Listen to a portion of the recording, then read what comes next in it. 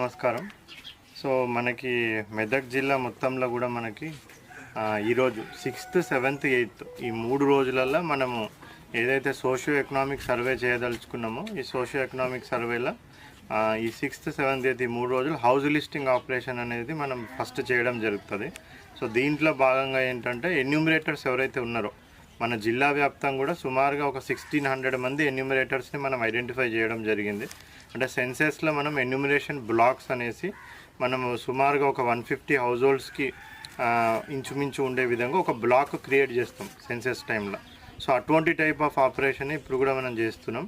So ఒక 150 house హోల్డ్స్కి అటు ఇటు ఉండేటటువంటి విధంగా మన జిల్లా వ్యాప్తంగా కూడా ఒక 1600 వరకు ఎన్యూమరేషన్ బ్లాక్స్ క్రియేట్ చేయడం జరిగింది. కంపల్సరీగా ఈ హౌస్ లిస్టింగ్ ఆపరేషన్ తర్వాత సర్వేలు కూడా పార్టిసిపేట్ కావాలని రిక్వెస్ట్ చేస్తూ ఉన్నాం.